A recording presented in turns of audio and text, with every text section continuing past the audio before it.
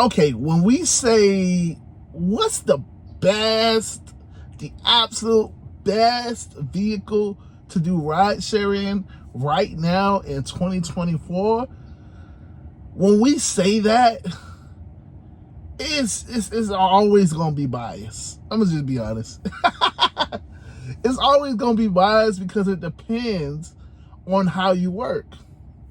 If you prefer bigger vehicles and you're one of those people that love to work the higher tiers, then it's probably going to be a Suburban, a Yukon, a Cadillac, you know what I'm saying, something big. But, if you're like me and you prefer cars, you know what I'm saying, it might be a Tesla. It could be a hybrid, like a Prius or a Ford Fusion. Or you could be in the middle. It's just hard. Hey, what's going on, everybody? My name is Nick, and I am the local South Florida Uber driver. I'm local just because you never really know where I'm gonna be in the next couple days, months, years. But y'all know I primarily work the South Florida market. And in today's video, man, I'm covering a topic that I get a lot of. So many people ask me, again, I'm nobody special, but so many people ask me, so I just kind of want to give my thoughts on it, on what is the best vehicle for rideshare right now in 2024. What's the best vehicle? So, but before I do, y'all know I always got to cover the preliminaries. First and foremost, if you like that I'm a real driver and I'm really out here and it's really 6:48, it's early, and I really got, like, people, cars riding by me and stuff. So if you like that I'm a driver that's really out here in the streets, man, just hit the like button. Hit the like button for me, man. I appreciate it. Thank you kindly. And if you're new here, you want to see more of my content, listen, I post videos every day right now. And listen, I'm trying to bring and answer the questions that you guys have.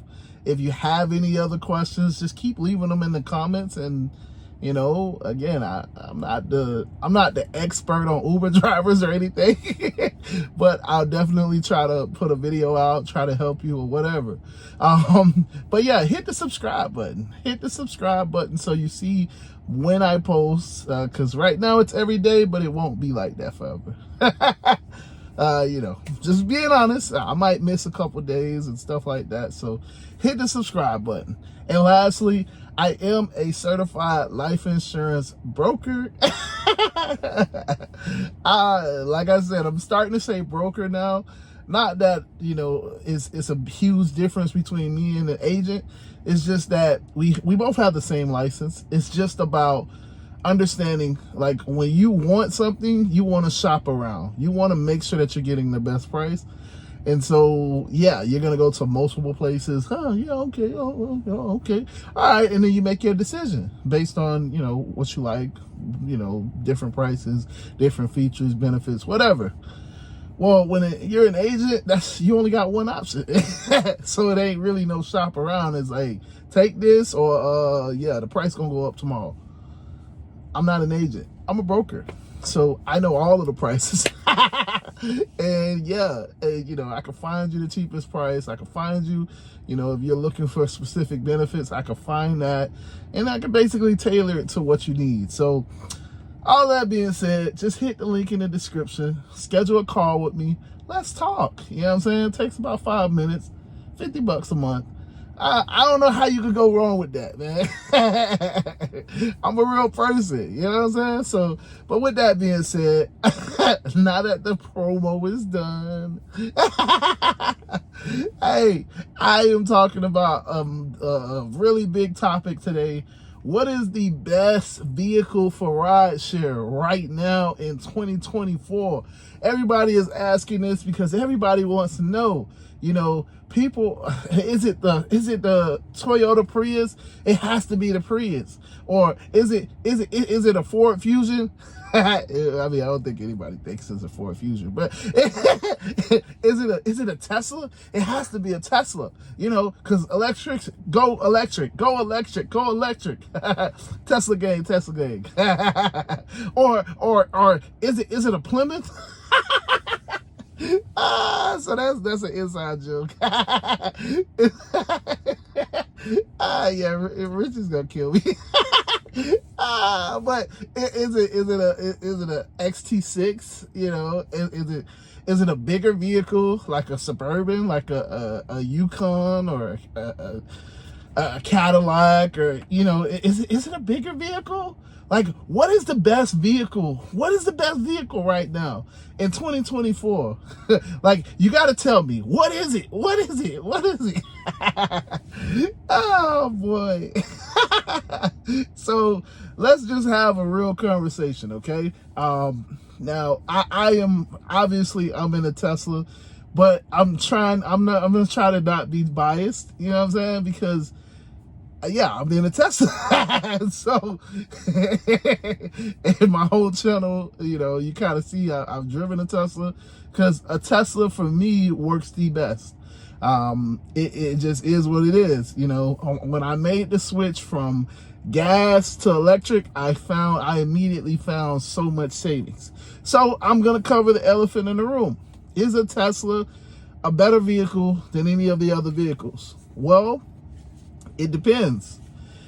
If you have to worry about maintenance, you know, and you know, you got to go do the oil changes every week. I mean, every other week. Because as drivers, let's be honest, this is a work vehicle. So before I say anything else, this is a work vehicle. If you're a full-timer, I know there's a lot of part-timers and some timers, and I do this when I feel like it timers.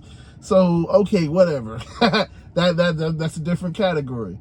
But if you're a full-timer like me, if this is what you do, this is one of the main sources of your income, then your vehicle has to be called a work vehicle, because that's what you use to work. That makes sense, right? So if you're using it as a work vehicle and no longer just as a personal vehicle, then you have to get the most efficient vehicle for the work that you do.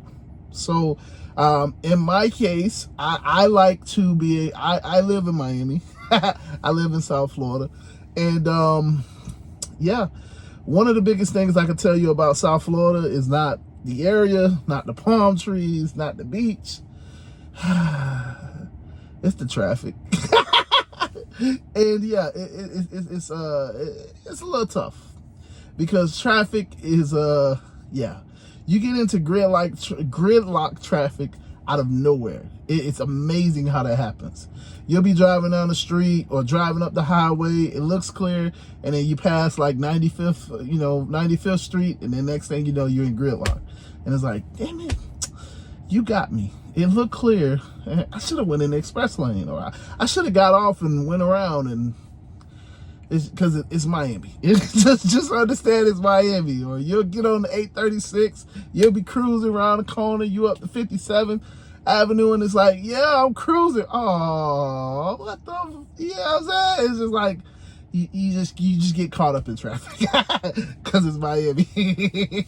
So with that being said, for me, dealing with traffic, bumper to bumper traffic, usually like a lot of idling, a lot of, you know, back and forth, a lot of like inching and all of that stuff.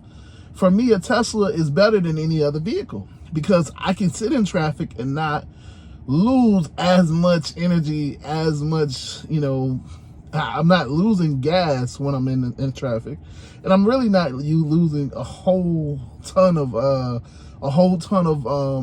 not really using a whole ton of energy, you know, because it's just I'm just braking. And if you know about electric vehicles, regenerative braking, so I'm getting a slight back to the engine. So yeah, and I'm not a fast driver, but let's just say I like to be able to go in and out of traffic. So for me, and all of the other variables, you know, the self-driving, smart summon, which is coming, you know, yeah, being okay. Sorry, guys. Yeah, being able to, that just kind of threw me. See, y'all think I'll be playing. It'd be people walking up on me. My car's locked, but it's just the point of, you know what I'm saying? But so yeah, you know, it's a lot of features, you know, convenience features. So for me, it's the best vehicle. But I know there's a lot of people that kill it in hybrid vehicles. So you got the hybrid Honda Accord, you got the hybrid Toyota Camry, you got the obviously the Toyota Prius. You know what I'm saying? You can't go wrong with a hybrid vehicle, you know, because you're gonna get a ton of gas mileage. I think it's 530 miles to every tank, or 600 something. You know, that's crazy. That's 600 miles. You can literally work 2-3 days without filling up. If that works better for you, that's awesome. You know what I'm saying? For me, I look at the gas tank. Yeah, you may fill up every couple days, but it's, you know, a $40-50 gas tank. For me, yeah, I mean, I guess when you average it out, it's about the same in that sense, because, you know, I'm only really paying like $10-$15 to charge up. So, you know, yeah, over a couple days, it might average out to be the same.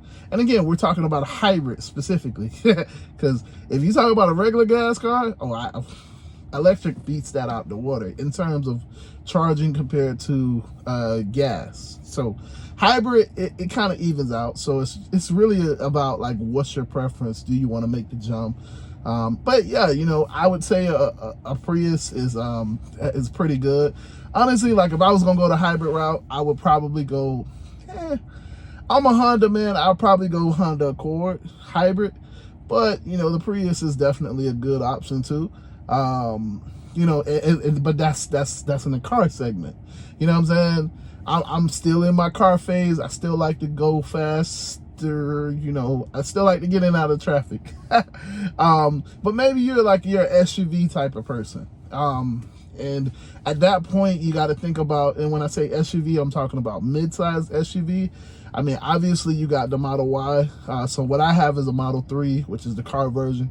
You got the Model Y in terms of electric. Again, I still would probably go Model Y.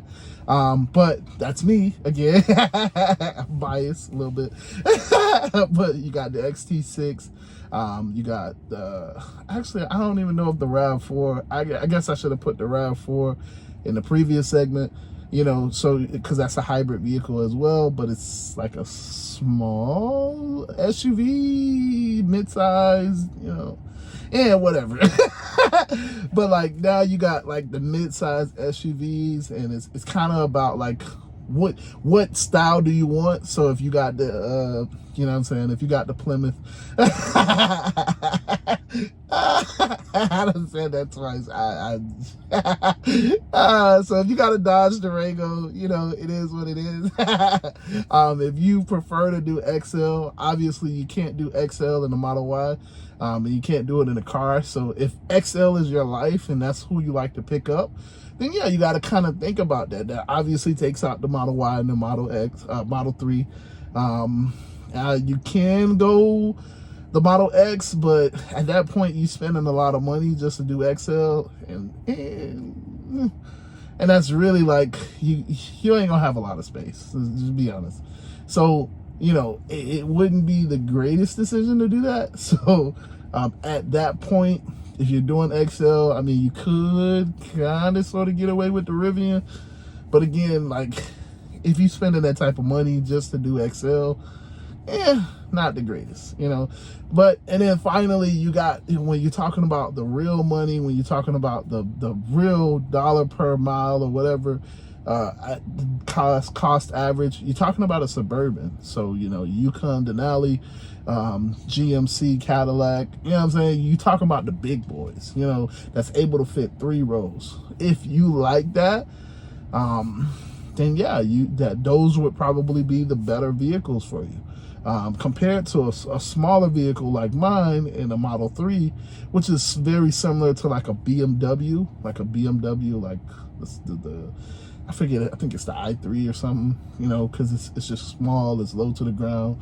But, you know, on the flip side, the Suburban is a big boy, it's big, it's up there, you know, so so it kind of just, the easy answer, the overall answer is it depends on how you work and what you're trying to accomplish. You know, if you want to fit, you know, 7 people in your car, then yeah, you got to go with the big boys. If you're like me, you like to take 1, 2, 3, 3, you know, 3 people in your car, then this is beautiful for you. If you're like, hey, I just like to do Excel, you like to go to the colleges, hey, you know, you might go with a Plymouth. But yeah, it all just depends. I can't answer that question for you. You have to answer it, but these are the vehicles in the category. Obviously, I missed a ton of vehicles, but, you know, just leave it at that. So with that being said, man, I'm going to get out of here. It's been real. Thanks for listening. Deuces.